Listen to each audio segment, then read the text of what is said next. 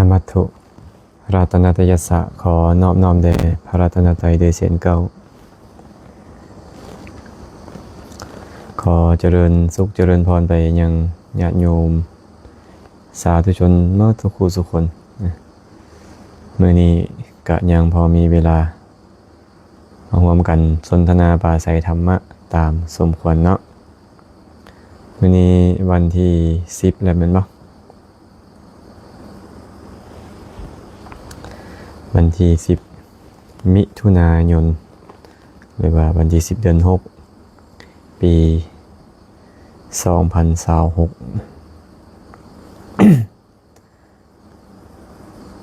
ยังพอที่จะมีเวลาก็จะมาเราจะสนทนาปราศัยธรรมะกัน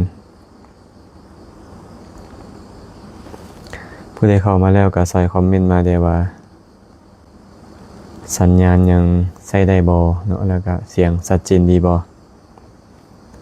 ก็คอมเมนต์มาเนาะฟังอยู่ไสอยู่สถานที่ใด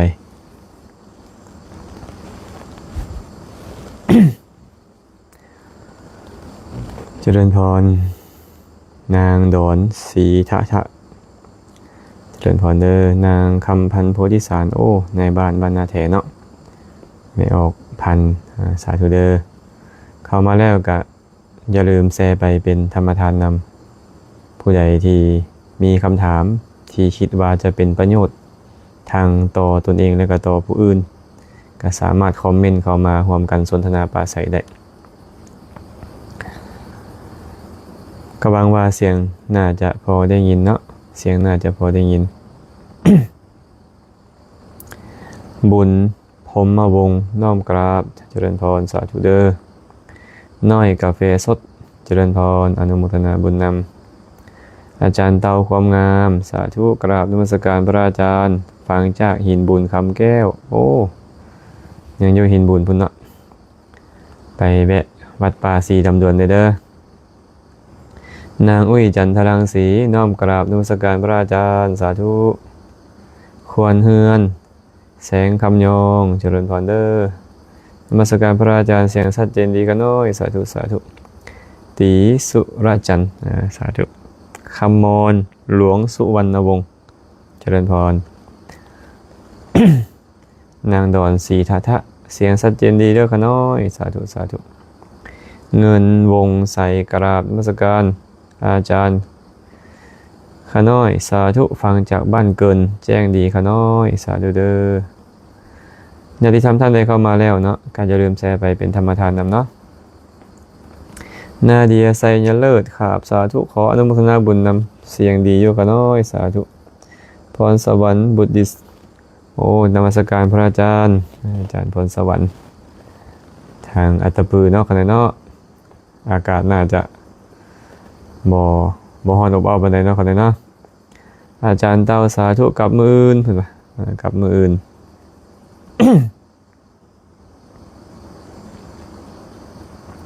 กับมืออื่นกับแววัดเนาะวันที่4เดือนหน้าเพิ่นก็จะแห่พระพุทธรูปลงไปประดิษฐานไว้วัดป่าศรีดำดวนแล้วก็จะมีการสมโพธิสร้องโดยการฟังธรรมสนทนาธรรมสาธยายธรรมตลอดคืนวันที่5ก็จะมีการตักบาตรถวายทานหันหากว่าผู้ใดอยู่ไกลผู้ใดมีเงินไขก็สามารถไปได้เนาะหรือผู้ใดมีรถอยากจะร่วมขบวนแห่จากเวียงจันทร์ไปสู่วัดป่าศรีดำดวนหินบุญก็เชิญเจริญพรเด้อมาลงซื้อไว้อยากให้ร่วมกันหลายคนหลายทานน้อยไซยเลิศเห็นปะนอบนมัสการพระอาจารย์อนุโมทนาสาธุบุญสาธุเด้อดร.คำไพจิตตราชน้อมกราบนมัสการพระอาจารย์สาธุเจริญพรเดี๋ยวรอถ่ายเวลาอีกน้อยหนึ่งเนาะก็จะได้ตอบคำถามให้นวลมณีบุญมีสาธุอนุโมทนาบุญค่ารอรับฟังอยู่ค่าสาธุอุไรกราบนมัสการพระอาจารย์สาธุตามองญาติธรรมทางเมืองปากลาย น้อมกราบนมัสการพระอาจารย์อนุโมทนาบุญเด้อแมวตามองน้อยกาแฟสดชัดเจนเจ้าค่ะพระอาจารย์อยู่ที่ศรีสะเกษสาธุอนุโมทนาไม่ออกหนิงเนาะโยมนิดสอนมุมพิมพ์มาสอนขอน้อมกราบนมัสการสาธุเอาละเนาะมาคำถามที่แรกเลยคำถามที่แรกที่เพิ่นได้ถามเอาไว้ ขอโอกาสถามพระอาจารย์ข้าน้อยคนบางคนเฮ็ดดีกับคนอื่นแต่เขาเป็นหยังเบิ่งว่าบ่ดีคือบ่มีคุณค่าหยังเกิดจากกรรมหยัง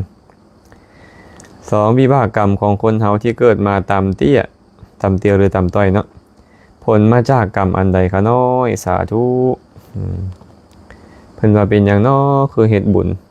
คือเฮ็ดดีกับคนอื่นแต่เขายังเบิ่งว่าบ่ดีคือว่าบ่มีคุณค่าบ่มีความหมายหยังที่เฮาเฮ็ดบุญกับคนอื่นเฮ็ดความดีกับคนอื่นนี่นะมันเกิดย้อนกรรมหยังเด้ความจริงแล้วเคยตอบคำถามนี้ไปหลายครั้งหลายคราวเนาะเรื่องเกี่ยวกับ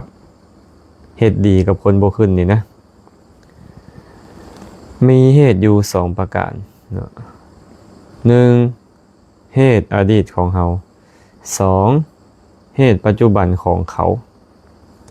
เหตุอดีตของเขาก็คือ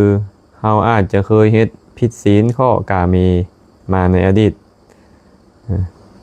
เคยประพฤติผิดในกามก็เป็นปัจจัยให้มีแต่คนสั่งเฮ็ดดีปานใดเขาก็บ่ว่าดี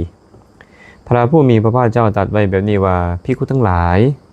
กาเมสุมิจฉาจารอันบุคคลเจริญกระทำให้หลายแล้วยอมเฮ็ดบุคคลนั่นให้เข้าถึงอบายทุกขติวินิบัตินรกโทษอย่างเบาที่สุดของกาเมสุมิจฉาจารยอมเฮ็ดบุคคลนั่นผู้เป็นมนุษย์แล้วให้เป็นผู้มีศัตรูหลายพระพุทธเจ้าบอกว่าโทษของข้อกาเมนี่นะโทษของการผิดศีลข้อกาเมนี้เฮ็ดให้เข้าถึงอบายทุกขติวินิบัตินรกแต่เบาที่สุดแล้วก็คือมีศัตรูหลายมีแต่คนสั่งบางที่เฮ็ดดีกับเขาเอาใจเอาว่าเขาก็สั่งอาตมาเลยมักยกเรื่องของนางอิสิทาสีเทรีมาเว้าสู่ฟังนางอิสิทาสีเทรีนี่นะอดีตชาติเราเนี่ยเราเคยเป็นลูกของนายสร้างทองเป็นคนที่ล่อเราเอากันเนาะหน้าตาดีแต่ว่าไปประพฤติผิดในกามไปล่วงละเมิดภรรยาของผู้อื่นสุดท้ายแล้วเราตกนรกหลังจากพ้นจากนรกแล้วก็มาเกิดเป็นลิงมาเกิดเป็นงัวมาเกิดเป็นแบ่ถูกตอนแดถูกกัดลูกอัณฑะแดอวัยวะเพศเป็นนอนแดเนาะมาเกิดเป็นกระเทยกะอายุได้30 ปีกะตายมาเกิดเป็นผู้หญิงแล้วก็ยังถูกเขาเอาไปขายและบ่นำซ้ำยังไปซอเสียดสามีกับภรรยาของเขาให้แตกจากกันพร้อมมาพบสุดท้ายของเราอายุได้16-17 ปีไปแต่งงานกับสามีอยู่พร้อมกันได้เดือน2 เดือนเขาก็สั่งเฮ็ดดีปานใดเขาก็สั่งเราจนได้ชื่อว่านางอิสิทาสีหมายถึงผู้ประพฤติตนต่อสามีเนี่ยเหมือนกับคนหับไส้เนาะเฮ็ดดีปานใดผัวก็สั่งบาดพอปูเมญานี่ฮักบาดผัวสั่งจำเป็นได้ปะได้ห้างไปแต่งงานกับผู้ใหม่ผู้ที่2อยู่กันได้บ่ฮอดเดือนเนาะอยู่กันได้บ่พอเดือนได้ปะกันอีกถามว่าเราบ่ดีบ่แม่นเราดีเราเฮ็ดดีหลายแต่สุดท้ายก็ถูกปะถูกห้างไปสุดท้ายแล้วได้ไปแต่งงานกับขอทานพ่อก็เอาคนขอทานมาเป็นสามีอยู่กินกับคนขอทานได้บ่พอครึ่งเดือนอีกแล้วสามีก็สร้างอีกแหละดีปานใดกับสามีสั่งสุดท้ายแล้วก็ได้ปะได้ห้างกันเราจึงตัดสินใจขอพอออกไปบวชพอบวชแล้วบรรลุเป็นพระอรหันต์ได้วิชชา3ระลึกชาติหนหลังได้จังฮู้ว่าโอ้ตนเองเคยเฮ็ด ผิดศีลข้อกาเมสุมิชฌาจารเอาไว้เมื่อผิดศีลข้อกาเมสุมิชฌาจารเข้าถึงอบายทุกขติวินิบัตินรกแล้วบ่พอมาเกิดในภพชาติปัจจุบันนี้นะก็ยังมีศัตรูหลายมีคนซังหลายนะไปซอเสียดคนอื่นอีกต่างหากสุดท้ายก็ตัวเองก็ต้องผิดป้องต้องเที่ยงบาดหมางกับคนที่หักกันปันได้กระแตกกันแยกกันนะอันนี้เป็นโทษของเขาเองทีนี้โทษของเขาในปัจจุบันนี่แหละปัจจุบันนี่เขาเป็นคนอกตัญญูเองเนาะเขาไปเฮ็ดดีกับคนอกตัญญูคนบ่ฮู้คุณคนเฮ็ดดีปานใดเขาก็ว่าเฮาบ่ดีเฮาเฮ็ดดีเป็นร้อยครั้งกับเขาพอแต่เฮาเฮ็ดบ่ดีด้ำเถื่อเว้าบ่ดีด้ำข่าวเขาก็ลืมเมิดคุณงามความดีของเฮานี่เป็นปกติของคนพาลเนาะคนอกตัญญูฉะนั้นก็มีอยู่2เหตุผลนี่แหละที่เป็นเหตุให้พวกเฮานี้เฮ็ดดีกับคนก็บ่เห็นว่ามันเป็นคุณงามความดีฮะวิบากกรรมของคนเฮาที่เกิดมาตามมาเทียบมาจากกรรมอันใดน้อกันหน่อยอันนี้ก็บ่ฮู้เนาะบ่แน่ใจคือกันแต่ว่าก็พอสันนิษฐานตามหลักฐานที่มีในพระไตรปิฎกนั่นแหละเคยมีพระองค์หนึ่งพระองค์นี้คือชื่อว่าละกุณตกะภัตติยะเป็นคนเตี้ยน้อยๆเหมือนกับคนแคะเลยเหมือนกับคนแคะแต่ว่าบรรลุเป็นพระอรหันต์เทิงพร้อมด้วยปฏิสัมภิทาเป็นผู้มีเสียงม่วนแสดงธรรมกล่าวอีกอย่างได้มวลได้วิจิตรหลายพระพุทธเจ้าก็สรรเสริญเรามีพระกลุ่มหนึ่งมาเห็นเราก็คิดว่าเราเป็นจัวหน่อยไปบีบแก้มเล่นไปตบหัวเล่นไปรูปลางเล่นอยู่หั่นแหละยอกเราหั่นนะเข้าไปเฝ้าพระสัมมาสัมพุทธเจ้าก็ไปถามพระพุทธเจ้าว่าข้าแต่พระองค์ผู้เจริญพระภิกขุที่พระองค์สรรเสริญนะว่ามีเสียงม่วนหั่นนะก็น้อยพระองค์นั้นน่ะเพิ่นอยู่ไสก็ได้พระพุทธเจ้าก็เลยถามว่าภิกขุทั้งหลายพวกเจ้าเห็นบ่พระองค์หนึ่งที่พวกเจ้าไปจับแก้มเล่นรูปหัวเล่นนะว่าซั่นนั่นแหละคือละกุณตกะภัตติยะภิกขุว่าซั่นอ้าวข้าน้อยคนมีบุญญาธิการปานนั้นพอที่จะบรรลุเป็นพระอรหันต์เทิงพร้อมด้วยปฏิสัมภิทาเป็นอย่างคือเป็นคนเตี้ยๆน้อยๆเป็นแนวนั้นข้าน้อยว่าซั่นบางทีเนาะการที่อวัยวะส่วนใดส่วนหนึ่งมันบ่ได้สมบูรณ์ก็บ่ได้หมายความว่าจะเป็นคนที่บ่ได้มีบุญบารมีก็บ่แม่นเพิ่นเลยเล่าว่าในอดีตการของเรานี่นะเราก็เคยร่วมเฮ็ดบุญนำหมู่ไปร่วมกันสร้างเจดีย์ใหญ่เนาะพอเฮ็ดไปโอ้ยท่านทั้งหลายอย่าเฮ็ดใหญ่หลายเถาะคณะว่าน่ะข้าพเจ้าว่าน่ะมันดูแลยากเปลืองงบประมาณสิ้นเปลืองพร้อมดูแลกันยากลดขนาดลงซะพอเฮ็ดไปก็จมแต่ลดขนาดลงอันสุดท้ายก็ได้เจดีย์องค์น้อยเป็นบุญบ่ล่ะเฮ็ดน่ะเป็นบุญแต่ว่าความท้อแท้ท้อถอยความขี้คร้านมักง่ายบางอย่างนะของตัวเองก็เลยเป็นปัจจัยบั่นทอนเนาะเฮ็ดให้ตัวเองเกิดมาเป็นคนเตี้ยเป็นคนน้อยๆเตี้ยเกิดจากอกุศลบางอย่างบางเท่ากับอาจจะไปล่อเลียนคนอื่นเห็นคนอื่นเตี้ยเห็นคนอื่นเป็นคนแค่ก็ไปเยาะไปเย้ยอาจจะเป็นเหตุให้เกิดมาชาติใดเป็นคนเตี้ยเป็นคนแค่ไปแบบนี้อันนี้เป็นเหตุผลเนาะตอบให้เพิ่นแบบนี้นะนิสรพิลาบุญคุ้มน้อมกราบนมัสการพระอาจารย์ฟังจากวัดนาคเสียงชัดเจนดีสาธุบุทธภัตติกาอุบาสิกากราบนมัสการพระอาจารย์เจริญพรสาธุคำพรแก้วสมภูกราบนมัสการพระอาจารย์ข้าน้อยเจริญพรเด้อกองคำไข่แก้วน้อมขาบนมัสการพระอาจารย์ฟังจากปากเสียงแจ้งดีขอโมทนาบุญนำเด้อเจริญพรเด้อญาติธรรมทางปากเสเมื่อสุขคนจอวันจิตไม่เอาใจดีญาติธรรมปากลายเนาะน้อมนมัสการพระอาจารย์สาธุแง่สีวงใสขอน้อมนมัสการ พระอาจารย์ผู้เจริญสาธุสาธุมาต่ออีกคำถามหนึ่งพระอาจารย์ขอถามแด่ผัวเมียนอนคนละห้องบาปบ่ผัวนอนโกนเมียแยกนอนบ่ได้ใส่ล็อกประตู เนาะโอ้บางทีก็น่ารำคาญนั่นบ่อันโกนนี่ก็ได้เนาะผัวนอนโกนเมียก็เลยรำคาญก็เลยไปนอนห้องอื่นซะแต่บ่ได้ล็อกประตูดอกกลับไปอยู่ห้องอื่นเพราะว่ารำคาญเสียงโกนผัวถามว่าแบบนี้นี่บาปบ่การนอนคนละห้องมันบ่บาปเนาะแต่ว่าการรำคาญผัวนะเป็นชื่อของโทสะโทสะนี่เป็นบุญหรือเป็นบาปล่ะมันก็เป็นบาปนั่นแหละคันเจ้าโกรธเคืองเจ้าบ่พอใจแห้งมันก็บาปแห้งขึ้นคันเจ้าโกรธเคืองบ่พอใจน้อยลงบาปก็น้อยลงตามลำดับฉะนั้นความรำคาญก็คืออกุศลนั่นเองเนาะอกุศลนะแต่ว่านอนคนละห้องนี่บาปบ่ขน้อยบ่บาปนอนคนละห้องนะบาปบ่ได้อยู่ที่ห้องบาปอยู่ที่ใจของเฮานี่หายใจเฮาบ่ดีก็คือบาปนั่นแหละเนาะมาเบิ่งอีกคำถามหนึ่งเนาะถ้ากรณีน้ำดื่มที่ญาติโยม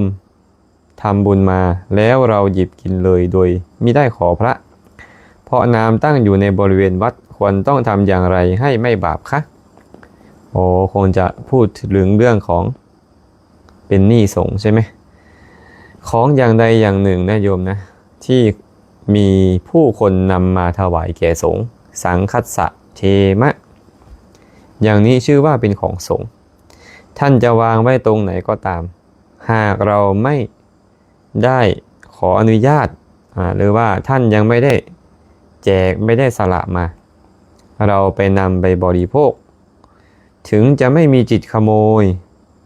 ถึงจะไม่ได้บริโภคด้วยความโลภเป็นต้นก็ตามแต่ว่าการนำของสงฆ์ไป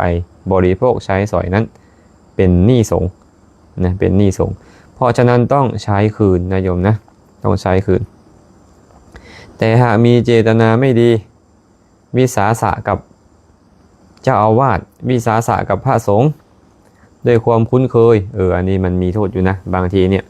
เราไปวัดไปวาที่ไหนก็ตามแหละเนาะเราก็มักจะทำความคุ้นเคยกับครูบาอาจารย์พอสนิทสนมคุ้นเคยแล้วคำพูดที่ไม่ควรพูดก็พูดได้การกระทำที่ไม่ควรกระทำก็กระทำได้มันก็เลยทำให้มีโทษมีเรื่องในอัตถกถาของพระสุตตันตปิฎกนะมียักษ์สองตนยักษ์สองตนเนี่ยชื่อว่าสูจิโลมะยักษ์กับคาระยักษ์ทั้งสองตนนี้ได้เข้าไปเฝ้าพระผู้มีพระภาคเจ้า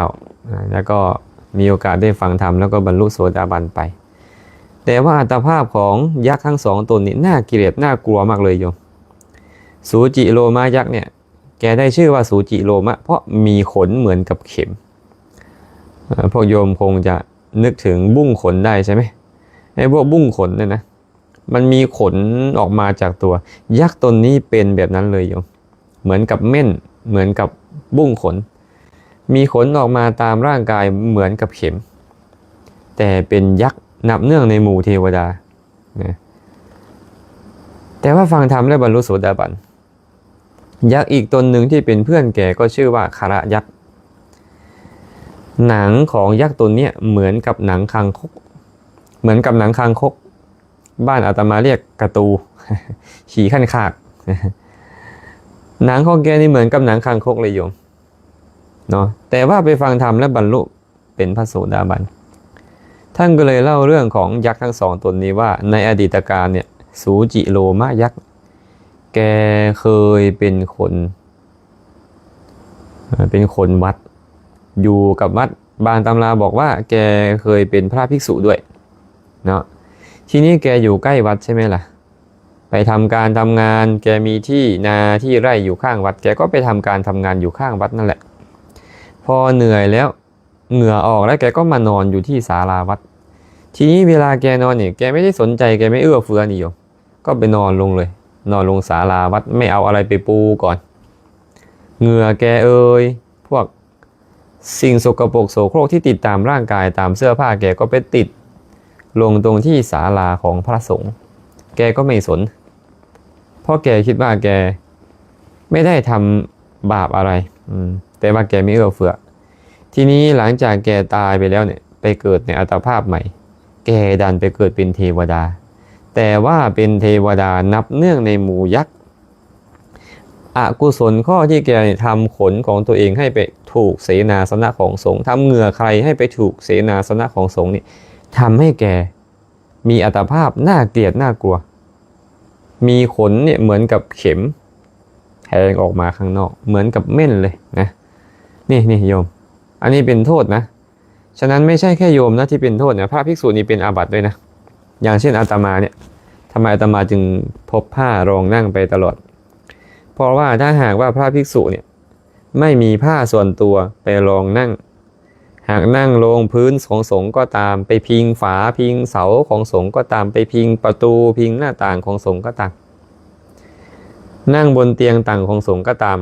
หากขนเนี่ยไปถูกเสนาสนะของสงฆ์ต้องอาบัตินับตามเส้นขนเลยนะ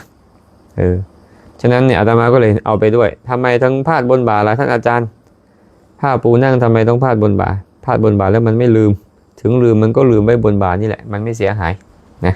ก็เลยนิยมเป็นทำแบบนี้เพื่อป้องกันฉะนั้นเนาะยักษ์ตนเนี้ยทำโทษอย่างนั้นมาเลยเป็นเหตุให้หน้าตาอัปลักษณ์ร่างกายอัปลักษณ์แต่ว่าท่านมีอุปนิสัยเก่าในการที่อยู่ใกล้พระภิกษุแล้วก็เสพธรรมะมาบ้างก็เลยเป็นปัจจัยให้มาบรรลุโสดาบันส่วนเรื่องของคาระยักษ์ที่มีผิวกายหนังเหมือนคางคกเนี่ยเป็นเทวดาแต่มีผิวหนังเหมือนคางคกในอดีตการเนี่ยยักษ์ตนนี้ก็เคยเป็นไวยาวัจกรวัดเหมือนกันเป็นคนวัดเป็นไวยาวัจกรวัดคุ้นเคยกับพระเจ้าพระสงฆ์ทีนี้เวลาเข้าวัดบ่อยๆเข้าวัดนานๆเข้ามันคุ้นเคยกับพระเจ้าพระสงฆ์มันก็เริ่มวิสาสะคำว่าวิสาสะก็คือคุ้นเคยอยากจะเอาอะไรไปกินก่อนก็ได้อยากจะถือเอาอะไรไปใช้ไปสอยก่อนก็ได้แล้วค่อยมาบอกพระทีหลังบางทีก็ไม่บอกเลยด้วยความคุ้นเคยนะทีนี้มีญาติโยมก็นำเนยใสเนยข้นเนี่ยมาถวายแก่พระสงฆ์พระสงฆ์ก็รับไว้ยังไม่มีการแจกไม่มีการแบ่งปันกันเลยมัคคทายกคนเนี้ยไวยาวัจกรคนนี้ก็เลยคิดว่าเดี๋ยวเอาไปบริโภคก่อนไม่เป็นไรหรอกของพระเจ้าพระสงฆ์เราคุ้นเคยอยู่ท่านคงไม่ว่าอะไรทีนี้แกก็เอาเนยใสเนยข้นของสงฆ์เนี่ยไปบริโภคไม่ได้มีจิตคิดขโมยนะมิสาสะหลังจากแกตายไปโยมไปเกิดเป็นเทวดานับเนื่องในหมู่ยักษ์ผิวหนังของแกนี่เหมือนกับคางคกเลยนะเพราะอะไรเพราะแกไปบริโภคของสงฆ์แล้วไม่ใช้คืนแกทำความสนิทสนมเกินไปวิสาสะเกินไปเลยไม่เคารพพระสงฆ์โทษมันก็มีอยู่อย่างนี้นะระวังนะพวกเราเข้าวัดบ่อยๆนี่นะระวังหน่อยเนาะฉะนั้นที่โยมถามว่าเอาน้ำของสงฆ์ไปกินเนี่ยเพราะวางไว้ตรงศาลาไม่ได้ขอสงฆ์เลยไปกินเลยเนี่ยมีโทษไหมก็ตอบว่ามีโทษอย่างน้อยๆก็เป็นหนี้สงฆ์และโอกาสจะเป็นอย่างยักษ์สองตนนี้ก็มีนะอันนี้อาตมาเล่าเรื่องให้ฟังนะโยมท่านใดเคยติดหนี้สงฆ์ก็ควรที่จะไปใช้คืนเนาะนำข้าวของอย่างใดอย่างหนึ่งที่มีราคาเท่ากับสิ่งที่ตัวเองเคยบริโภคของสงฆ์ไปนั่นไปใช้หนี้สงฆ์ให้มันหายไปเนาะอันนี้ตอบให้อย่างนี้เด้อ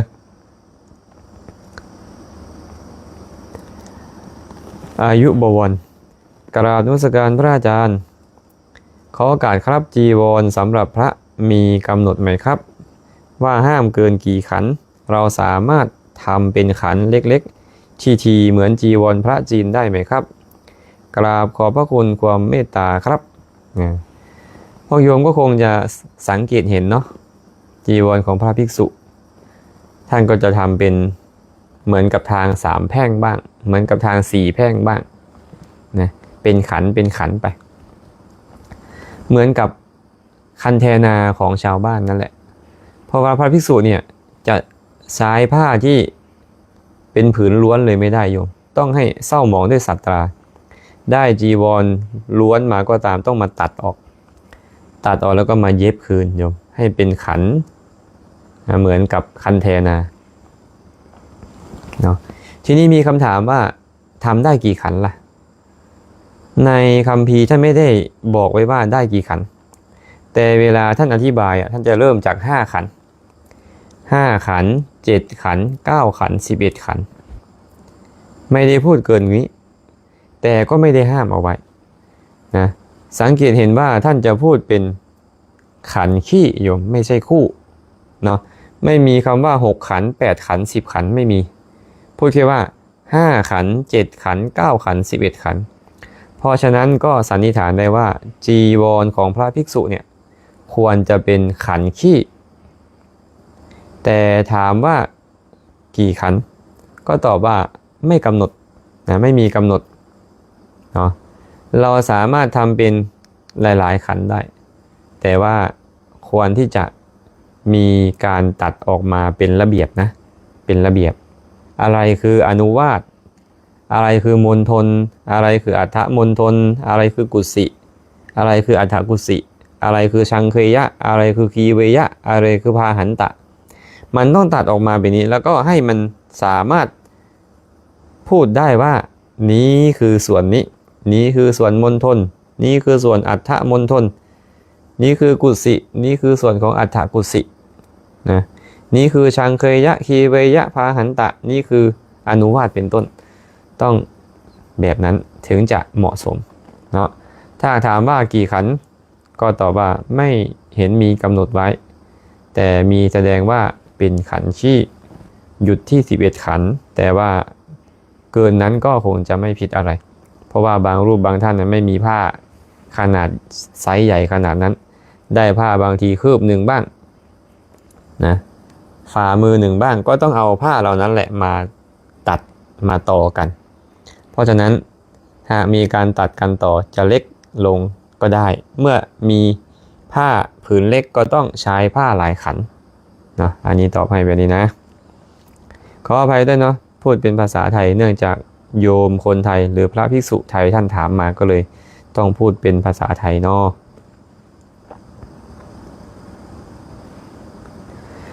น้อมกราบนมัสการพระอาจารย์เขาได้ขอโอกาสสัมมาสมาธิในองค์มรรคเป็นแนวใดคะน้อยเกื้อหนุนมรรคอื่นแนวใดคะน้อยลำดับการเกิดเป็นไปแบบใดคะน้อยบ่แน่ใจว่าคะน้อยถามถึกบ่มีโยมเพิ่นน่าจะเป็นคำถามของพอออกสายคำเนาะเพิ่นถามว่าสัมมาสมาธิในองค์มรรคเป็นแนวใดเกื้อหนุนแก่มรรคอื่นแบบใดคำว่าสัมมาสมาธินี่นะ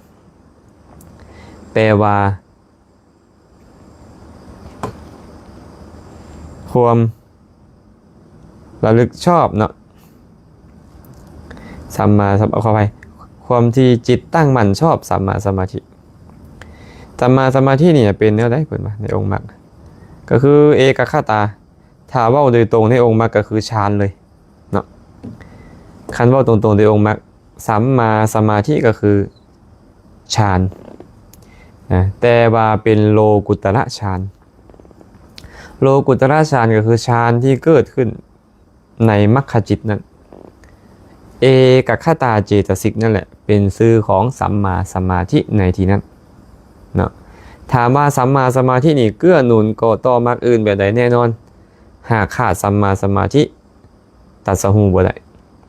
นะองค์มรรคแต่ละองค์ล้วนมีความสำคัญแต่ถามว่ามรรคตัวใดล่ะประหารกิเลสแท้ก็ต้องบอกว่าสัมมาทิฏฐิเป็นตัวประหารกิเลสไอ้คำว่าประหารกิเลสก็คือไปหู้แจ้งนิพพานและกิเลสมันบ่เกิดขึ้นหลังจากที่สัมมาทิฏฐิเฮ็ดหน้าที่หู้แจ้งนิพพานแล้วกิเลสบ่สามารถเกิดขึ้นได้อีกนั่นแหละเอิ้นว่าประหารกิเลสเนาะพระพุทธเจ้าเลยบอกว่าภิกษุทั้งหลายในบรรดาอริยมรรคอันประกอบด้วยองค์8สัมมาทิฏฐิเป็นเลิศแต่ว่าสัมมาทิฏฐิเกิดขึ้นผู้เดียวบ่ได้เกิดขึ้นลอยๆบ่ได้เป็นความจริงว่าสัมมาทิฏฐิเป็นตัวเห็นแจ้งพระนิพพานแต่ว่าหากขาดสัมมาสมาธิหากขาดสัมมา วาจากัมมันตะอาชีวะสัมมาสติสัมมา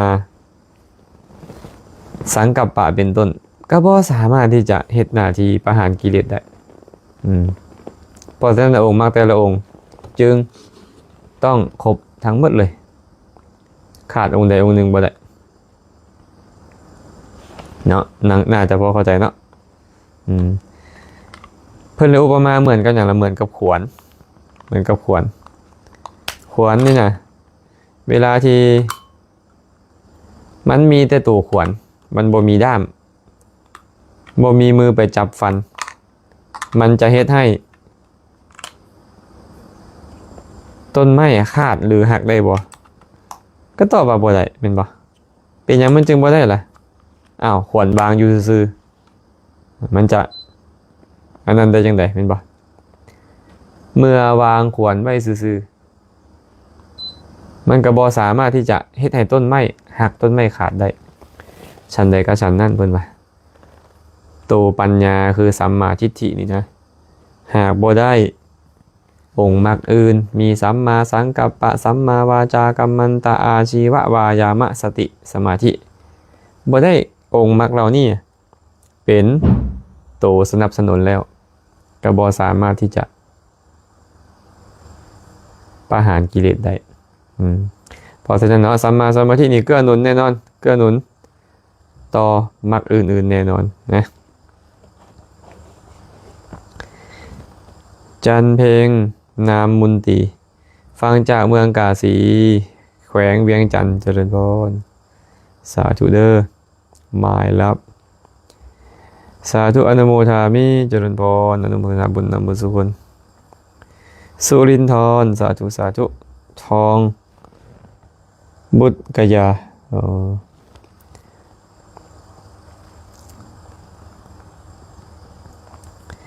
พงษ์วิสิทธิ์รัตนวงศ์นมัสการพระอาจารย์ข้าน้อยขอถามแด่ศีลแม่นหยังตั้งแต่ข้าน้อยบวชข่าวมาข้าน้อยยังบ่ฮู้โอ้เพิ่นบอกว่าศีลแม่นหยังตั้งแต่เพิ่นบวชข่าวมาบวชเป็นแม่ชีแม่ข่าวมายังบ่ฮู้ว่าศีลแม่นหยังโอ้ลำบากเลยนี่เนาะธรรมดาแล้วเป็นแม่ชีนี่คือต้องรักษาศีลต้องรักษาศีลในเมื่อบ่ฮู้จักศีลจะรักษาแบบใดล่ะบัดนี้มีคาถาหนึ่งเพิ่นกล่าวเอาไว้โยเข้าวังนวิชานาตินะโสรักขติโคขนังเอวังสีลังอาชานันโตกิงโสรักเขยะสังวรังคนผู้บ่ฮู้จักงัวจะรักษาฝูงงัวของตนเองไว้ได้แนวใดฉันนั่นเหมือนกันคนที่บ่ฮู้จักศีลเหตุใดเขาจะรักษาสังวรศีลเอาไว้ได้ล่ะเฮาบ่ฮู้จักงัวเขาจะไปเลี้ยงงัวได้จังไดจะรักษางัวได้จังไดเดี๋ยวก็ไปเอางัวคนอื่นมาแลงแม่นบ่คิดว่างัวคนอื่นเป็นงัวตัวได้นี่บ่ได้เนาะคือกันเลยเพิ่นว่าคันเจ้าบ่ฮู้จักศีลแล้วเจ้าจะรักษาอันใดจะรักษาตัวใดก็เลยจำเป็นต้องฮู้จักศีลเนาะก็เลยจำเป็นต้องฮู้จักศีลศีลคือหยังบัดเนี่ยเจตนาในการงดเว้นหรือความงดเว้นได้เอิ้นว่าศีลความตั้งใจจะงดเว้นสมมุติว่าเฮานี่นะตั้งใจไว้ว่าตั้งแต่นี้เป็นต้นไปข้าพเจ้าจะบ่ฆ่าสัตว์ข้าพเจ้าจะบ่ลักทรัพย์บ่ประพฤติผิดในกามบ่เว้าตัวบ่ดื่มน้ำเมาบ่บริโภคอาหารเวลาวิกาลเป็นต้นนับตั้งแต่มื้อนั้นไปเฮาชื่อว่าเป็นผู้มีศีลนี่เอิ้นว่าสมาทานศีลแต่คำว่าสมาทานศีลนี่บ่แม่นว่าต้องไปเว้ากับครูบาอาจารย์ต้องไปขอกับครูบาอาจารย์บ่แม่นความตั้งใจเกิดขึ้นว่าเฮาจะบ่ฆ่าสัตว์เป็นต้นเอิ้นว่าสมาทานศีลเนาะแต่บางคนบัดนี้บ่ได้สมาทานไว้ก่อนดอกพอมีมดมีแมงจะให้ฆ่างดเว้นเสียได้เขาก็ชื่อว่ามีศีลตอนนั้นมีแนวจะให้เขารักเขาบ่รักงดเว้นเสียได้ชื่อว่าเขามีศีลตอนนั้นจังซี่เป็นต้นฉะนั้นศีลก็คือความงดเว้นเสียได้หรือความตั้งใจจะงดเว้นของโยม มี5ข้อบ่ฆ่าสัตว์บ่ลักทรัพย์บ่ประพฤติผิดในกามบ่เว้าตัวบ่ดื่มน้ำเมาของแม่ข่าวก็มี8ข้อบ่ฆ่าสัตว์บ่ลักทรัพย์บ่เสพเมถุนธรรมบ่เว้าตัวบ่ดื่มน้ำเมาบ่บริโภคอาหารในเวลาวิกาลบ่ฟ้อนรำขับห้องดีดสีตีเป่าเบิ่งการละเล่นอันเป็นค่าศึกบ่ทรงมาลาทัดดอกไม้ทาเครื่องรูปไร้ของหอมบ่นางบ่นอนในที่นางที่นอนสูงใหญ่เอิ้นว่าศีลของผู้รักษาอุโบสถศีล8เนาะของเมซีนั่นแหละ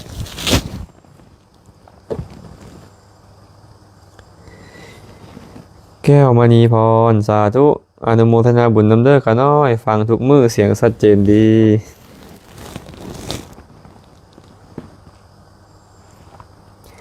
บุญรักษาภาวนาเจริญธรรม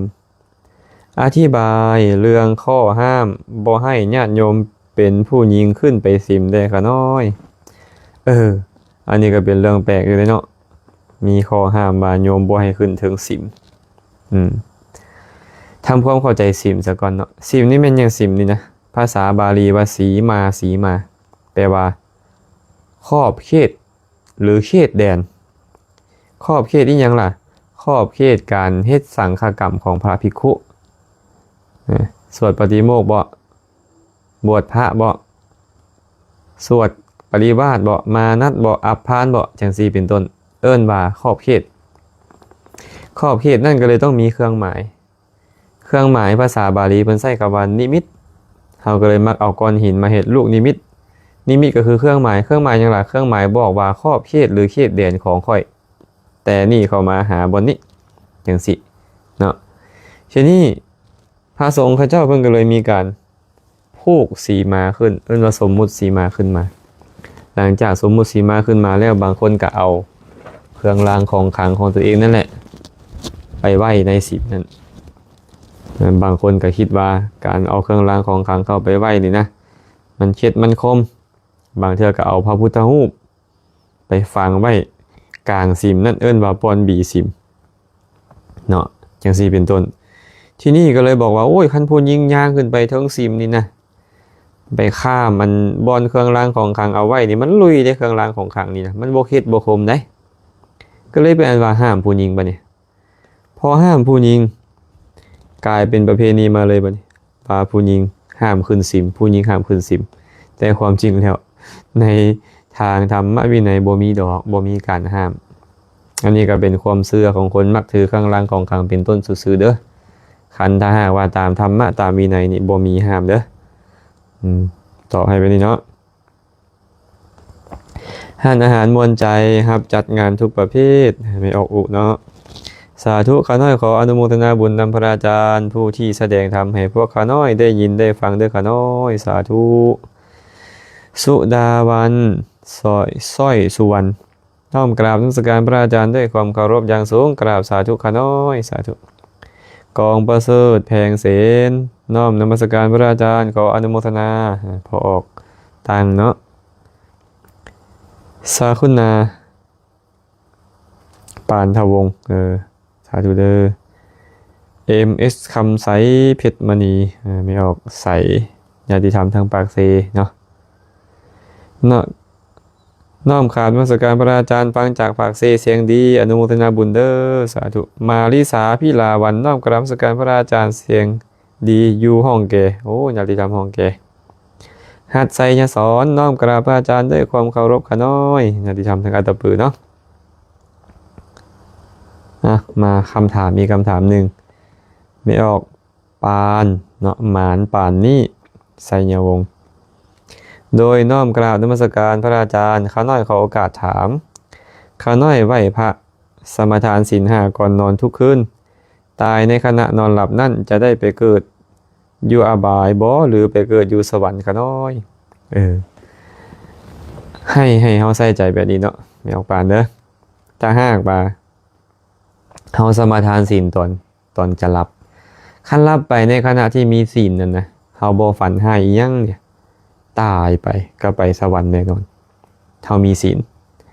แต่ถ้าหากว่านอนไปแล้วฝันหายฝันเห็นผีเห็นช้างบ่ฝันว่าคนไล่ฆ่าไล่ตีบ่ ฝันว่าผู้นี้ตายเสียผู้นั่นตายซากละห้องให้เสียใจบ่ฝันขึ้นมาไปนั่นน่ะใจมันเป็นอกุศลเด้มันเป็นโทสะเมื่อมันเป็นโทสะน่ะคันใจจะขาดตอนตายตอนนั้นนี่นะอกุศลที่เราเคยเฮ็ดไว้เนี่ยมันจะได้โอกาสส่งผลและพาเราไปอบายเห็นบอกคนมักนอนเลือตายเคยได้ยินเนาะไอ้นอนหลับแล้วเขาฝันเห็นสิ่งที่บ่ดีบ่งามต่างๆนะมันเลยเป็นเหตุให้เขาถึงอบายเนาะเพราะฉะนั้นเนาะไอ้สมทานศีลนี่เป็นสิ่งที่ดีได้แต่หากสมทานศีลแล้วจิตใจก็ดีงามนอนแล้วก็ฝันดีตายไปเลยอันนี้ไปสวรรค์แน่นอนไปสวรรค์แน่นอนบางคนบางท่านนี่นะญาติโยมเป็นแบบนี้เหตุความชั่วมาหลายฆ่าสัตว์ลักทรัพย์ประพฤติผิดในกามเบ้าตัวดื่มน้ำเมามาโดยตลอดหลายปีเลยตอนใกล้สิตายมาสมาทานศีลแล้วใจมันยึดมั่นในศีลนั่นอยู่นะตายในขณะนั้นไปสวรรค์ในคัมภีร์สังยุตตนิกายสาขาทาวักมีพ่อข้าจำนวนหนึ่งโดยสารเรือไปแพแตกไปเนี่ยเรือหัวกับพากันห่อนหนกระวนกระวายแหละพากันพยายามใส่สิ่งที่ตัวเองคิดว่าวิเศษวิโสใส่เทวบุตรเทวดาให้เป็นที่จ้างที่เพิงอุบาสกคนหนึ่งเนึกถึงศีลของตัวเองโอ้ยศีลค่อยดีเนาะศีลค่อยบ่ขาดบ่ทะลุบ่ดังบ่พ้อยนางยิ้มอยู่ผู้เดียวพ่อข้าทั้งหลายก็ถามว่าท่านเป็นยังคือบ่ย่านบ่เย็นอีหยังคือว่านั่งยิ้มใส่อยู่เราก็บอกว่าโอ้ยท่านทั้งหลายข่อยบ่กระวนกระวายบ่หยันบ่กลัวยังข่อยรักษาศีลมาดีแล้วสมาทานศีลดีแล้วว่าซั่นตายแล้วข่อยก็ไปสวรรค์ชนทั้งหลายก็มาบอกว่าขอพวกข้าน้อยนำบ่ได้วะให้พวกข้าพระเจ้าสมาทานศีลนำบ่ได้บ่ได้มาข่อยสิพาเว้ากับพาข้าเจ้าเว้าพุทธังสรณังคัจฉามิธัมมังสรณังคัจฉามิสังฆังสรณังคัจฉามิก็เว้าไปทุติยัมปิตาติยัมปิปานาติปาตาเวรมณีเป็นต้นจนจบก็บอกเขาทั้งหมดว่าพวกเจ้าบ่ต้องเฮ็ดใจให้เสียหายเด้อให้ระลึกอยู่ในศีลนี่แหละศีลจะพาเฮาไปสวรรค์เปลี่ยนอันว่าทั้งหมดทั้งลำเรือนั่นตายหมดเลยขึ้นทะเลมันใหญ่เนาะอยู่กลางทะเลตายหมดไปสวรรค์กันหมดนี่เห็นบ่สมาทานศีลตอนใกล้ตายถ้าหากว่าไม่ออกปานนี่นะเนาะตื่นขึ้นมากับสมาทานศีลระลึกถึงศีลก่อนนอนกับสมาทานศีลระลึกถึงศีลเฮ็ดอยู่แบบนี้เรื่อยๆนี่ใจของเรามันจะสะอาดเด้ใจของเราจะสะอาดบ่คิดจะฆ่าไปบ่คิดจะลักขโมยบ่คิดจะประพฤติผิดในกามบ่คิดจะเว้าตัวบ่คิดจะดื่มน้ำเมาอีหยังใจของเราบริสุทธิ์ตอนนั้นโอกาสที่จะไปสวรรค์มันก็หลายเนาะตายไปแล้วไปสวรรค์มันก็เป็นไปได้สูงฉะนั้นเนาะอย่าออกปานเด้อเฮ็ดซุมื้อเด้ออนุโมทนาบุญนำเนาะขอให้เฮ็ดซุมื้อลดเนาะตอนอื่นเฮาเฮ็ดอีหยังมาก็อย่ามันตอนสิหลับสินอนก็ให้สมาทานศีลเด้อเฮ็ดดูๆเด้อไม่ออกปานเด้อ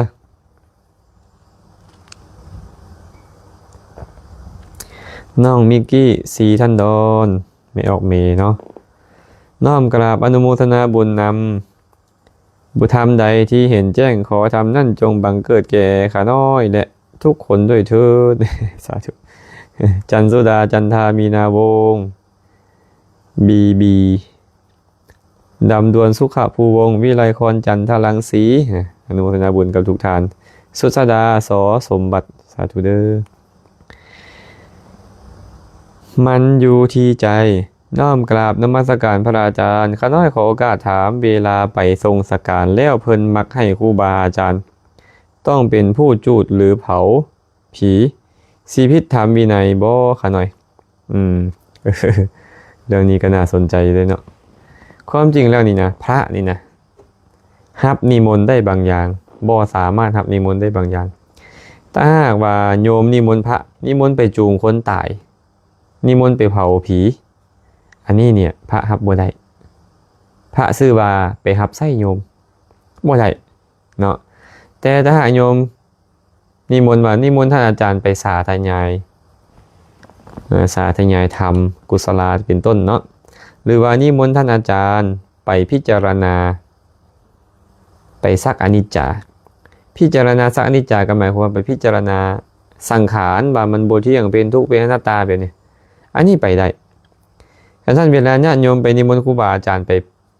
เผาศพนี่นะให้เปลี่ยนจากว่านิมนต์ไปเผาศพนิมนต์ท่านอาจารย์ไป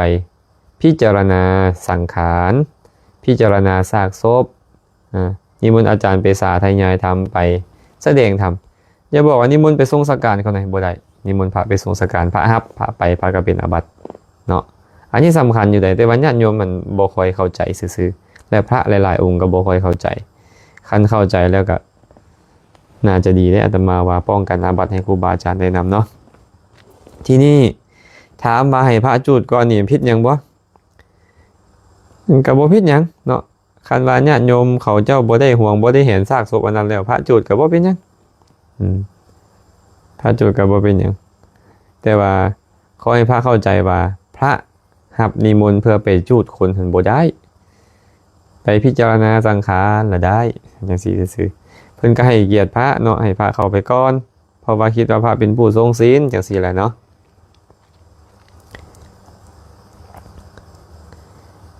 เอเชียไม่อ่านบางใดบ่นี่นะไอ้ไซปะโอ้ยภาษาอังกฤษนี่จังไดบ่นี่เนาะ อ่านบ่เคยออกด้วยนี่น้อมกราบพระอาจารย์ขอถามแน่ถ้าเฮาฆ่าสัตว์แล้วนำเนื้อสัตว์ไปถวายพระสงฆ์เฮาจะได้บุญหรือได้บาปคะน้อยฆ่าสัตว์แล้วนำสิ้นสัตว์ไปถวายพระสงฆ์จะได้บุญหรือได้บาปก็ถามผู้ฆ่าก่อนฆ่าด้วยใจดีหรือฆ่าด้วยใจบ่ดีตอนฆ่านะบ่มีใจดีจักเทื่อดอกโทสะเนาะแล้วแต่ว่าจะโทสะแฮงหรือบ่แฮงเพราะฉะนั้นตอนฆ่าสัตว์เป็นบาปแน่นอน1,000,000%เป็นบาปแล้วทีนี้หลังจากฆ่าแล้วเอาไปทิ่มมันก็บ่มีประโยชน์หยังแต่ฆ่าแล้วเอาไปกินเองมันก็มีประโยชน์ขึ้นน้อยนึงเอาไปเลี้ยงพ่อเลี้ยงแม่ก็ประโยชน์สูงขึ้นเอาไปถวายแก่พระเจ้าประสงค์ให้เพิ่นได้บริโภคก็ได้บุญคนละอันกันแต่ว่าบัดนี้หากพระเจ้าประสงค์ฮู้ว่าโยมตั้งใจฆ่ามาเพื่อเพิ่นหากเพิ่นฮู้อยู่เพิ่นบริโภคเพิ่นจะเป็นอาบัติแต่ถ้าหากว่าเพิ่นบ่ฮู้ก็ยังบ่เป็นอาบัติเนาะพระนี่นะพระพุทธเจ้าห้ามเอาไว้พระองค์บอกว่าภิกษุทั้งหลายเฮาอนุญาตสิ้นสัตว์ที่บริสุทธิ์โดยส่วน3คือหยังบ่ได้เห็นว่าเขาฆ่ามาเพื่อตนบ่ได้ยินว่าเขาฆ่ามาเพื่อตนบ่นึกสงสัยว่าเขาฆ่ามาเพื่อตนนี่แหละคันสิ้นสัตว์3ประเภทนี้เฮาอนุญาตให้ฉันได้คันฮู้ว่าเขาฆ่ามาเพื่อตัวเองยังสันอยู่เป็นอาบัติทุกกฎเนาะได้ยินว่าเขาฆ่ามาเพื่อตนกินอยู่ก็เป็นอาบัติสงสัยไปเขาฆ่ามาเพื่อเฮาที่บ่ยังบริโภคอยู่ก็ยังเป็นอาบัติอยู่นะอันนี้สำหรับพระเนาะทีนี้สำหรับโยมนี่นะฆ่าสัตว์แล้วเอาไปถวายพระเนี่ยได้บุญหรือได้บาปก็ตอบว่าตอนฆ่าเป็นบาปตอนเอาไปถวายพระเป็นบุญแต่บุญนั่นมันบุญมีกำลังน้อยย้อนหยังย้อนว่าบุญเกิดขึ้นจากการฆ่าสัตว์เป็นต้นเหตุซื่อเคยมีเรื่องราวพระองค์หนึ่งในสมัยพุทธกาลพระองค์นี่นะเป็นคนจบคนงามได้ไปฟังธรรมพอฟังธรรมแล้วก็อยากบวชเด้มันก็ไปลาครอบลาครัวครอบพ่อครอบแม่แล้วก็ออกบวชพอบวชไปได้สักพักหนึ่งป่วยเป็นตุ่มขึ้นทั่วตัวเลยตุ่มน้อยๆแหละใหญ่ขึ้น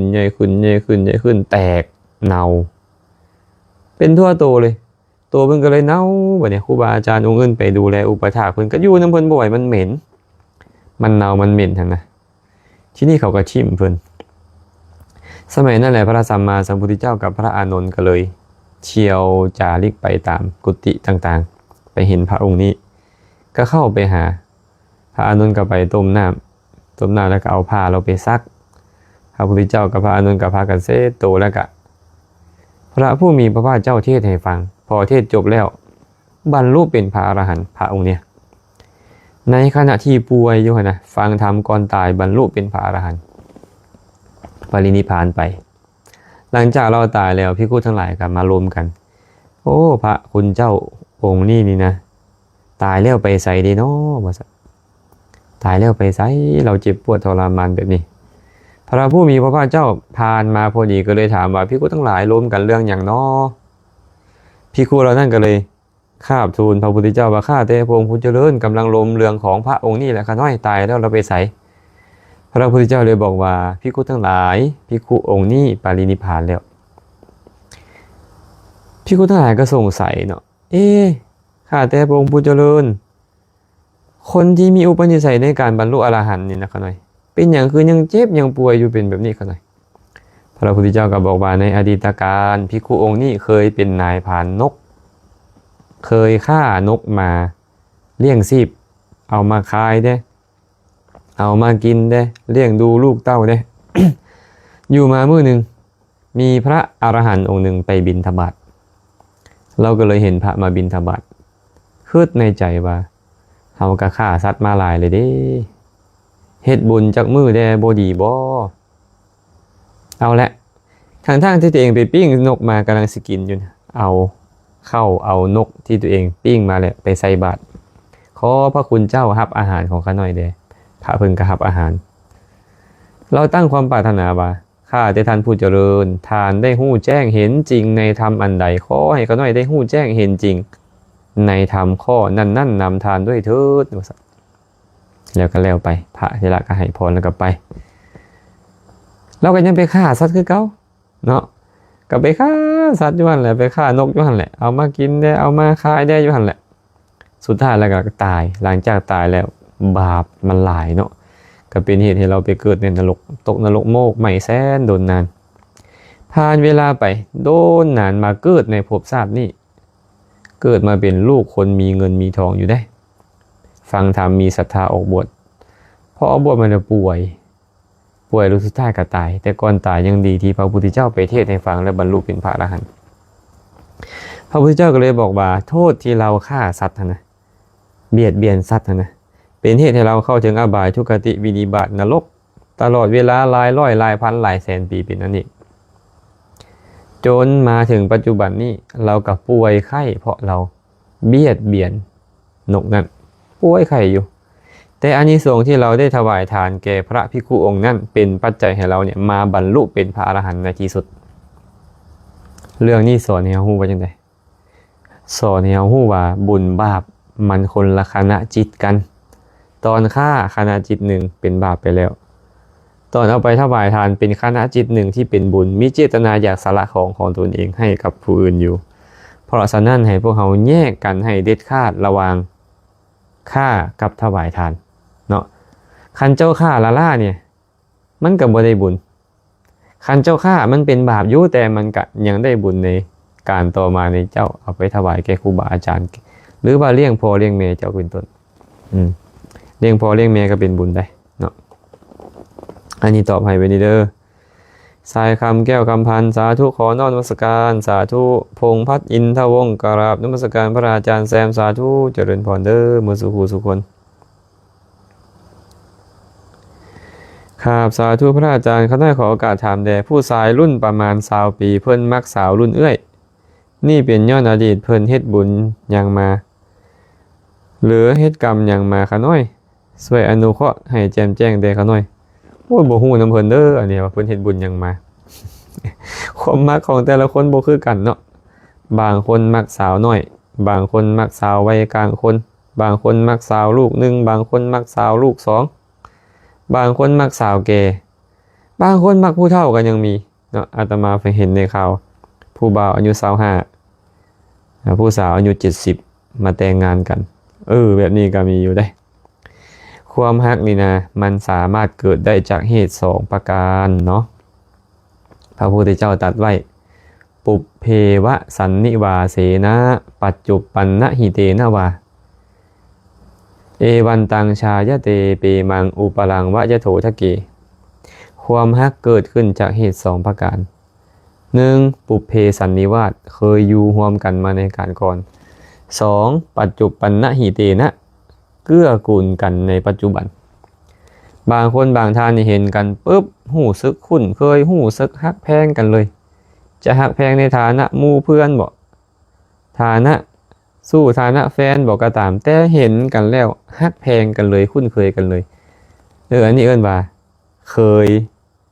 อยู่ร่วมกันมาในการก่อนเพิ่นใช้ภาษาบาลีว่าปุพเพสันนิวาสะหรือปุพเพสันนิวาส อาจจะเคยเป็นอ้ายเป็นน้องเป็นสามีภรรยาเป็นเพื่อนมิตรสหายกันมาในการก่อนมาปัจจุบันเห็นกันทีเดียวก็ฮู้สึกหักแพงกันส่วนตัวที่สองบัดนี้เกื้อกูลกันในปัจจุบันเห็นกันกับบ่ได้ฮักบ่ได้แพงกันแต่แรกดอกอยู่ร่วมกันโดนเข้าซอยเรือเกื้อกูลกันให้อันนี้กันแบ่งอันนั้นกันเนาะมีเวียมีงานกับซอยกันเรือกันมีเรื่องทุกข์ใจกันมาปลอบเป้าประโลมให้กันสุดท้ายแล้วก็หักแพงกันขึ้นมาแบบนี้ก็มีเพราะฉะนั้นผู้บ่าวรุ่นน้องหักสาวรุ่นเอื้อยก็ตามผู้บ่าวรุ่นอ้ายหักสาวรุ่นน้องก็ตามเนี่ยมันก็เป็นเรื่องปกตินะเป็นเรื่องปกติบางเรื่องก็เขาอาจจะเคยหักแพงกันมาในอดีตแล้วก็มีจะถามว่าย้อนกรรมมีอย่างนี้ตอบบ่ได้เด้อตอบบ่ได้ตอบได้แต่เหตุของความหักเพราะเราก็บ่สามารถไปฮู้ได้ว่าข้าเจ้าเฮ็ดกรรมอีหยังมาเรื่องกรรมนี่นะมันเป็นวิสัยของสัพพัญญุตญาณเป็นวิสัยของพระพุทธเจ้าเนาะเขาก็ได้แต่สันนิษฐานซื่อๆเด้อใจใส่ยะบูรณ์ใส่สมบูรณ์เนาะสาธุกราบนมัสการพระอาจารย์สาธุเด้อโอไสยสารอนุโมทนาสาธุกันน้อยเจริญพรจันทร์สมรพรประดิษฐ์สาธุปัทมามุตตาสาธุพรหมจันทร์สาธุเจริญพรอนุโมทนามุสุคนขายเครื่องออนไลน์ขายดีทุกอย่างน้อมกราบอนุโมทนาสาธุในการแสดงธรรมของพระอาจารย์ไม่เอาแพงตาเนาะสาธุเด้อบุญทาปลื้มใจน้อมกราบพระอาจารย์โยมแม่ได้รับธรรมะของพระอาจารย์ได้ความรู้ได้สติได้ข้อคิดดีมากเจ้าค่ะปล่อยวางได้มากเลยเจ้าค่ะรับฟังอยู่ประเทศไทยเจ้าค่ะเจริญพรสาธุด้วยเด้อ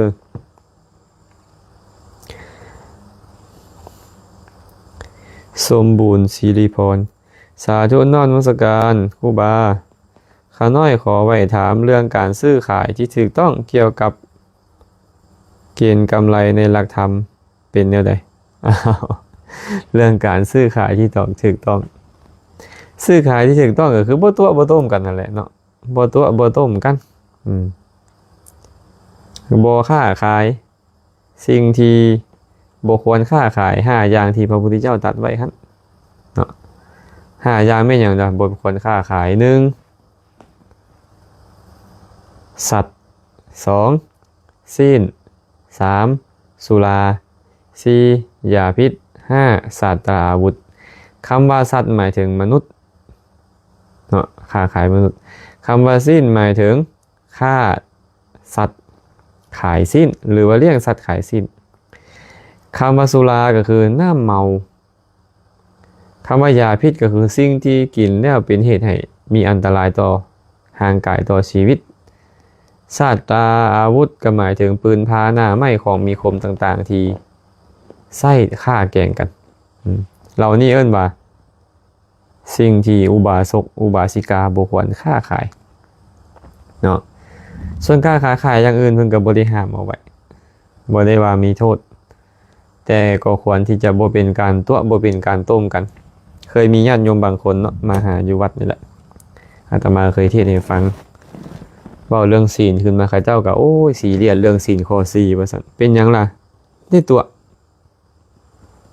ว่าซั่นผู้ที่ทำมาค้าขายได้ตัวหยังอาตมาก็เลยถามตัวอยากได้กำไรซื้อมา5 บาทก็บอกว่าซื้อมา20 บาทซื้อมา5,000ก็บอกซื้อมา20,000เพื่อยังหลายอยากขาย20 ปลายพันขึ้นไปให้ได้กำไรหลายอันนี้มันก็เป็นการตัวอาตมาก็เลยแนะนำญาติโยมคนหนึ่งไปและหลายคนนั่นแหละบ่แม่นแต่คนเดียวไปเทศหลายๆบ่อาตมาก็มักแนะน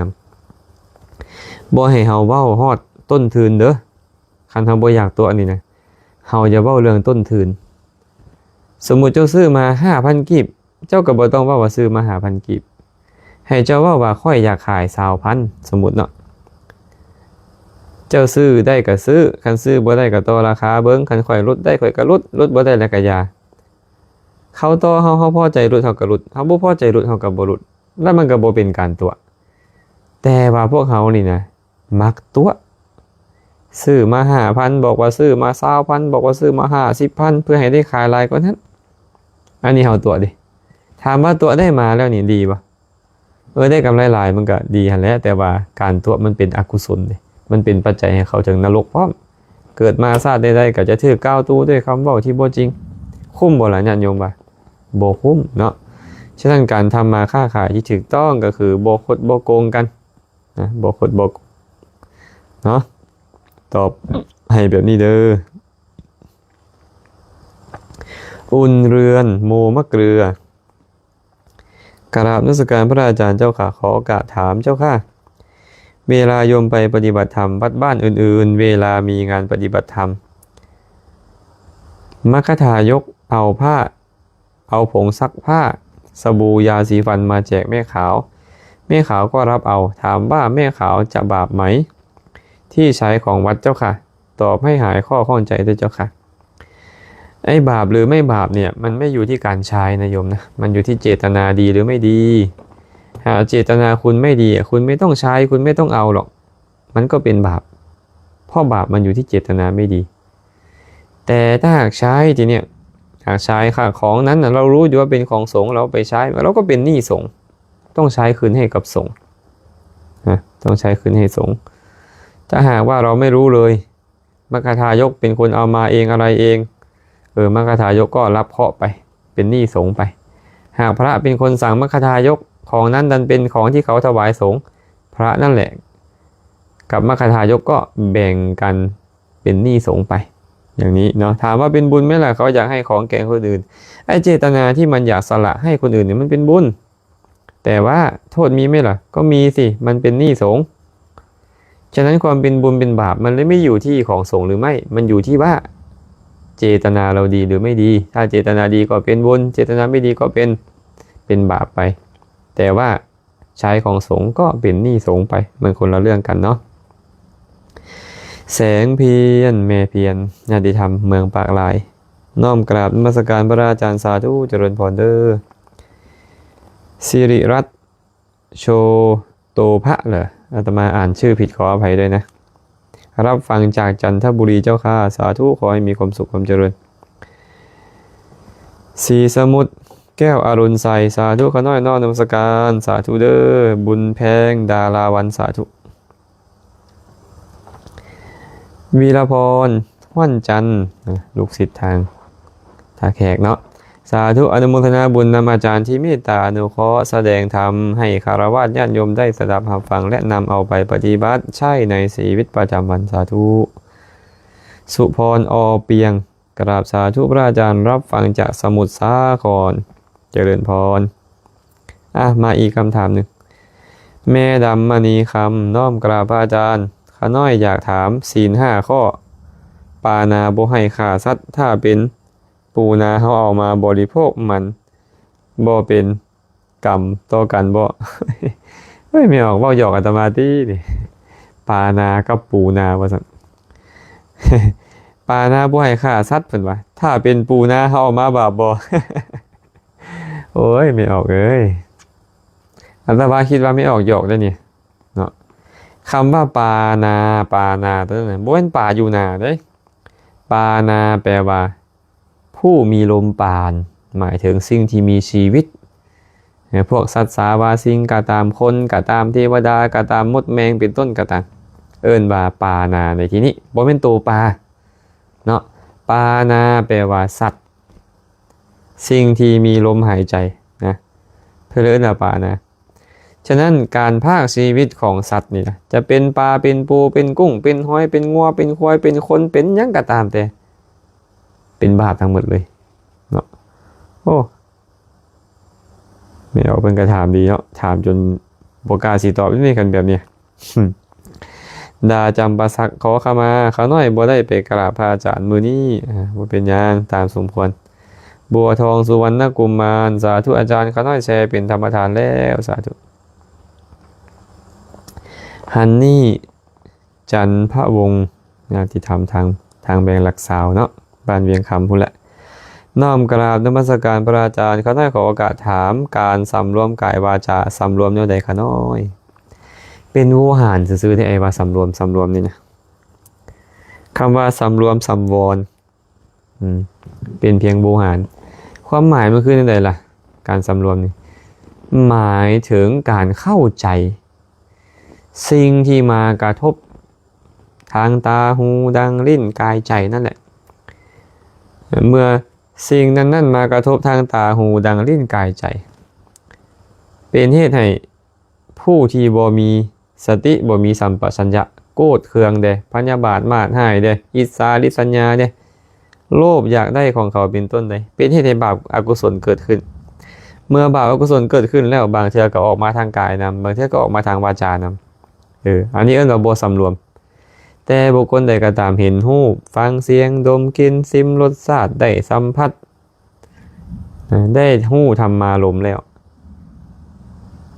เข้าใจมันพิจารณาหู้ตามความเป็นจริงของมันก็บ่โลภบ่โกรธบ่หลงบ่อิจฉาริษยาบ่ขี้ที่บ่หวงแหนบ่ถือเนื้อบ่ถือตัวเมื่อบาปอกุศลบ่เกิดขึ้นใจก็ซื่อว่าถึกสำรวมแล้วมันก็บ่เว้าออกมาทางวาจาที่บ่ดีวาจาก็ชื่อว่าถึกสำรวมแล้วมันก็บ่ต้องเคลื่อนไหวกายเฮ็ดสิ่งที่บ่ดีก็ชื่อว่ากายถึกสำรวมแล้ว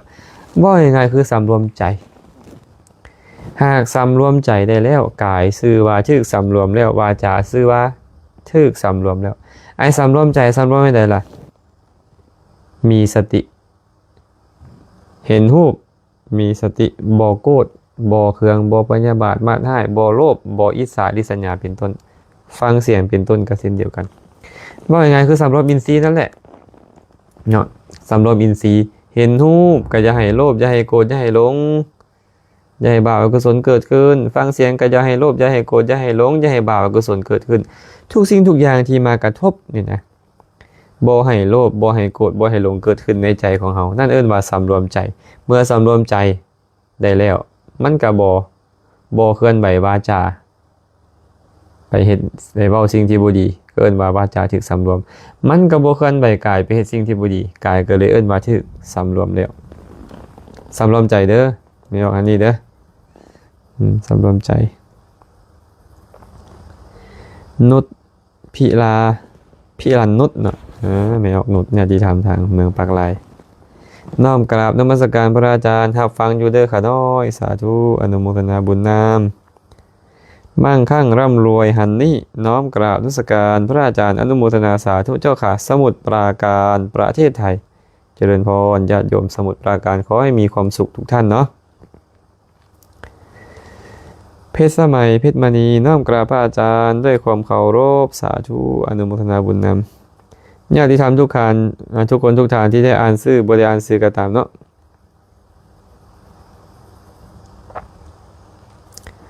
สมุทรเดชอุดมน้อมกราบนมัสการพระอาจารย์สาธุสาธุสาธุอนุโมทามิสาธุน้องแตงโมเมสลัดน้อมกราบนมัสการพระอาจารย์เขาได้ขอถามในคนเวลาไปทำความดีไปยากแท้เวลาไปทำสิ่งที่บ่ดีคือไปง่ายแท้ค่ะหน่อย ไปเฮ็ดความดีคือไปยากไปเฮ็ดความชั่วคือไปง่ายแม่สลัดต้องเข้าใจแบบนี้ว่าคนเฮาลึ่งเฮ็ดอีหยังมันจะเฮ็ดอันนั้นได้ง่ายลึ่งเว้าอีหยังมันจะเว้าอันนั้นได้ง่ายเรื่องคิดอีหยังมันจะคิดอันนั้นได้ไงไอ้ความบ่ดีนี่นะพวกเขาเรื่องมาแสนโดนนานแล้วบ่เป็นแต่ศาสตร์นี่หลายภพหลายศาสตร์มาแล้วโกรธง่ายเครียดง่ายอิจฉาง่ายตณีที่เหนียวง่ายฆ่าสัตว์ง่ายลักทรัพย์ง่ายประพฤติผิดในกามง่ายเว้าตัวง่ายมกมุ่นในกามบางคนเล่นมวนเพลิดเพลินง่ายขี้ข้านมักง่ายมันเกิดขึ้นได้ง่ายแต่จะเฮ็ดใจให้เป็นศีลสมาธิปัญญายากจะเฮ็ดใจของเฮานี่ให้มีความเมตตากรุณาต่อคนอื่นนี่ยากเนาะมันยากทั้งที่ฮู้อยู่ว่าทานศีลภาวนานี่มันเป็นความดีแต่ว่าบ่ลึ่งเฮ็ดมันเฮ็ดอันอื่นลึ่งกว่าลึ่งหยังล่ะลึ่งฆ่าสัตว์ลึ่งลักทรัพย์ลึ่งประพฤติผิดในกามลึ่งเว้าตัวพุ่นน่ะมันลึ่งจนไปเฮ็ดอย่างอื่นยากเฮ็ดแบบนั้นไงฉะนั้นปกติเด้อเมสลาเด้ปกติ เฮาลึงเฮ็ดความชั่วมาหลายภพหลายชาติแล้วมาปัจจุบันนี้ก็เฮ็ดได้ง่ายส่วนความดีนี่นะมันต้องฝืนเนาะบ่ฝืนเฮ็ดบ่ได้ส่วนคนทั่วไปที่เขาตามกระแสของกิเลสกามอยู่เขาก็บ่สามารถที่จะเฮ็ดคุณงามความดีได้ง่ายๆตอบให้ไปนี่เด้อแม่ล่ะเด้อ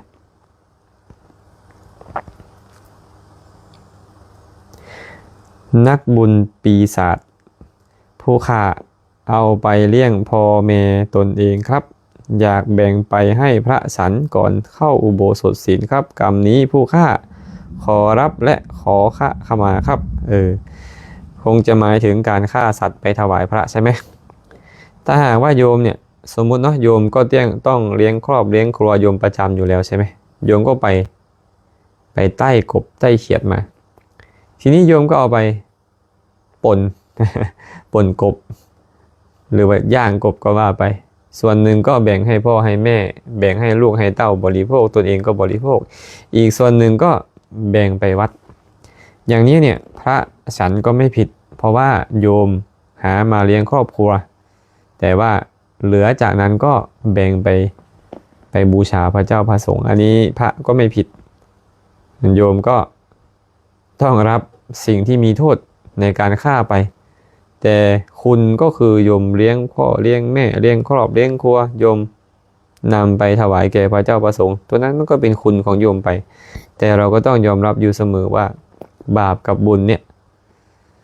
เวลาเราทำไปแล้วเราก็ต้องได้รับผลทั้งสองอย่างแต่ว่าไอ้บาปเนี่ยโอ้ยมันมักจะเล่นงานเราให้ทุกข์ทรมานมากนะ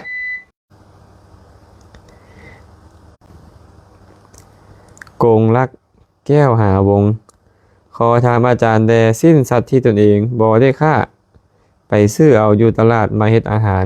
กินและเอาไปถวายพระอาจารย์ได้บุญคือได้บาปดอนไม่ออกเอามานะไม่ออกได้มาด้วยความบริสุทธิ์ไม่ออกกับบ่มีโทษข้อฆ่าสัตว์เนาะเพราะไม่ออกบ่ได้ไปฆ่าเองบ่ได้ไปสร้างห้านฆ่าให้แต่ว่าเขาก็เอาไปขายปกติอยู่ตลาดแล้วเขาไปเห็นสิ้นงัวสิ้นควายเป็นต้นแล้วก็ซื้อมาเฮ็ดอาหารไปถวายพระถามว่าได้บุญหรือได้บาปก็ได้บุญนั่นแหละเนาะก็ได้บุญเพราะหยังเพราะว่าสิ่งที่โยมเฮ็ดนั่นน่ะมันเป็นทานก็เป็นบุญนะแต่ที่เว้าถึงผู้ก่อนหน้านั่นคือเพิ่นฆ่าแล้วเอาไปถวายทานเพิ่นก็เลยได้ทั้งบาปตอนฆ่าได้ทั้งบุญตอนไปถวายทานแต่ว่าบาปมันก็จะพาไปอบายทุกขติวินิบาตได้เนาะพาไปประสบทุกข์ได้แต่ไม่ออกบ่มีข้อฆ่าเด้ไม่ออกก็มีแต่ข้อที่ให้ทานไม่ออกก็ได้บุญข้อให้ทานนั่นไปเนาะทานนั่นก็เป็นทานที่บริสุทธิ์กว่าอีกเนาะ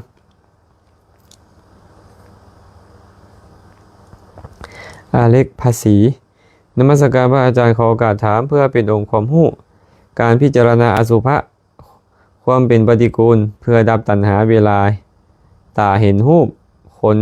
ความงามนั่นจะเป็นการเบียดเบียนทางใจบ่คะน้อยจะเป็นกรรมต่อเฮาบ่เป็นการเบียดเบียนเฮาแต่ว่าเป็นการเบียดเบียนกิเล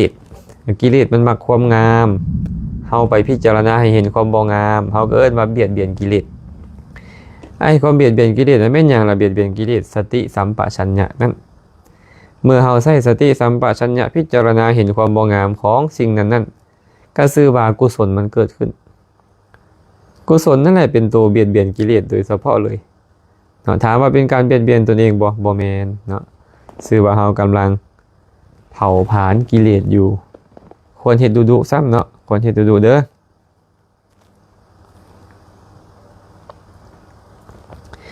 สุดาวันสร้อยสุวรรณน้อมกราบนมัสการพระอาจารย์ข้าน้อยขอโอกาสถามได้ว่าผัวเมียอยู่นำกันมาได้30ปลายปีแต่สุดท้ายปะห้างเลิกลากันเอิ้นบาเบิดกรรมต่อกันบ่ข้าน้อยน้อมกราบสาธุเบิดกรรมต่อกันบ่เฮาอยากเอิ้นอะไรก็ได้เฮาอยากว่าแบบใดก็ได้แต่จะบอกว่าเบิดกรรมเบิดเวรต่อกันบ่ก็บ่แม่นเนาะสิ่งที่พวกเขาอยู่นำกันได้นี่นะมันก็อยู่เพื่อสร้างกรรมสร้างเวรนั่นแหละบางเทื่อก็สร้างกรรมดีบางเทื่อก็สร้างกรรมบ่ดีแม่นบ่ อยู่นำกันพิษกันเที่ยงกันก็มีอยู่นำกันแล้วซอยเรือเกื้อกูลกันก็มีมันก็มีหลายแบบหลายอย่างนั่นแหละแต่ชาวบ้านมักเอิ้นว่าอ้าวเลิกลากันแล้วก็หมดกรรมหมดเวรต่อกันอันนี้เป็นโวหารที่ชาวบ้านมักเว้าซื่อๆเนาะ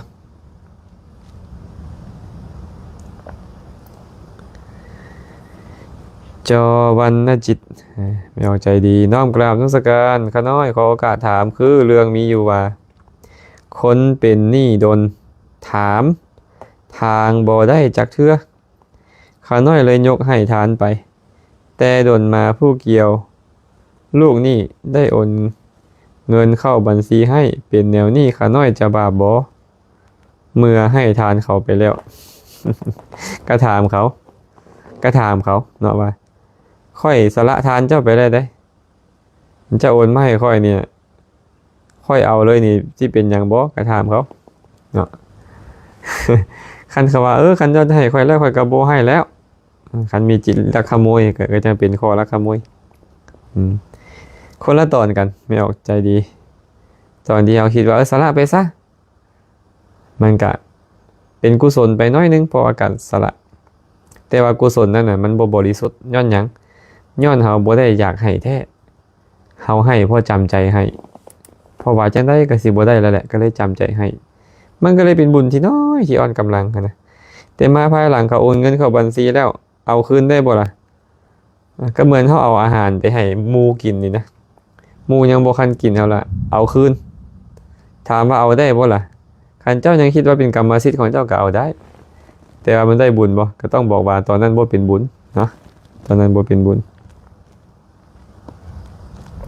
ใครยังบ่เข้าใจก็ค่อยถามมาอีกเด้อแม่อึ้งหลวงลาดน้อมกราบนมัสการพระอาจารย์สาธุสุดใจสุดทวิไลน้อมกราบพระอาจารย์ข้าน้อยขอถามข้าน้อยอยากไปใส่บาตรเฮ็ดบุญคือเพิ่นแต่บ่ค่อยมีเวลาไปแต่ดูแลพ่อแม่ดีก็จะได้บุญบ่อาจารย์ดีเนาะดีเลยพระพุทธเจ้าบอกว่ามาตาปิตุอุปัฏฐานังเอตัมมังคารมุตตมังการบำรุงเลี้ยงบิดามารดาเป็นสิริมงคลอันสูงสุดคำว่าสิริมงคลอันสูงสุดสิริมงคลอันอุดมนี่คือได้บุญนั่นเองเนาะได้บุญแล้วบ่พอได้คุณพร้อมเฮาดูแลพ่อแม่มันก็เป็นบุญ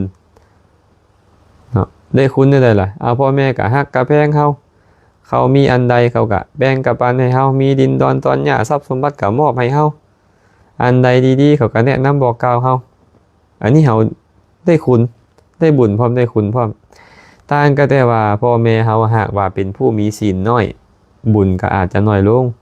คันพ่อแม่เฮาเป็นผู้มีศีลดีบุญก็หลายขึ้นตามลำดับต่างกันเท่านี้ซื่อๆเด้อ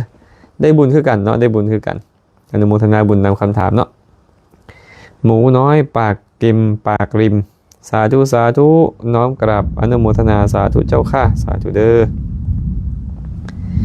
วรรณาลีแก้วดาวงนมัสการข้าน้อยขอถามแด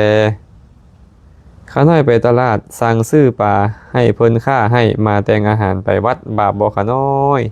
ถูกชิดแน่นอนโยมสั่งฆ่าโยมก็เป็นปาณาติบาตการฆ่าสัตว์นี่เนี่ยฆ่าได้2ทวารเนาะ1ฆ่าด้วยกายทวารคือฆ่าเองทุบตีฆ่าแกงเองด้วยศาสตราอาวุธเป็นต้นเอิ้นว่าฆ่าสัตว์เองเป็นปาณาติบาต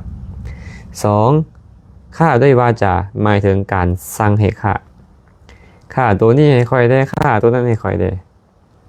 เป็นอกุศลไปเพราะฉะนั้นเพิ่นถามมาว่าสั่งให้ฆ่าปลาซื้อปลาสั่งให้ฆ่าปลาแล้วไปให้ทานอยู่วัดบาปบ่ตอบว่าเป็นบาปข้อปาณาติบาตในการฆ่าในการสั่งให้ฆ่าแต่ตอนไปให้ทานอยู่วัดตอนนั้นเจตนาดีอยากให้ครูบาอาจารย์ได้บริโภคตอนนั้นเป็นบุญเนาะแต่ว่าบุญนั่นน่ะมันแลกมาด้วยบาปเฮ็ดบาปแลกบุญขาดทุนเลยไปเป็นหยังจังว่าขาดทุนเจ้าให้ทานน่ะเป็นปัจจัยให้เจ้าเป็นคนมั่งคั่งร่ำรวยมีพวกสมบัติหลายแต่ตอนที่เจ้าฆ่าหรือสร้างให้ฆ่ามันจะนำเจ้าไปอบายทุกขติวินิบาตนรกนะเท่านี้แหละเนาะโอ้มื้อนี้ก็ตอบคำถามมาโดนพอสมควรแล้วชั่วโมงปลายแล้วเนาะน่าจะพอสมควรก่อนมือใหม่แต่บ่ฮู้ว่ามืออื่นหรือมือฮือหรือมือใด คันมีโอกาสก็จังค่อยมาโอ้มาลมมาสนทนากันใหม่มื้อนี้ก็คงจะขอหยุดเท่านี้ก่อนรู้สึกเริ่มตาเริ่มตึงๆแล้วเนาะมื้อนี้คำถามใดที่ยังบ่ได้ตอบพอบ่เห็นก็ยกยอดไปเป็นมือใหม่คำถามใดที่ตอบไปแล้วยังบ่ชัดเจนก็ถามเข้ามาใหม่เนาะอาตมาภาพได้ใช้คำเว้าคำจาอันใดที่กระทบกระทั่งจิตใจทานผู้ใดผู้หนึ่งไปในมื้อนี้ก็ขอขมาลาโทษน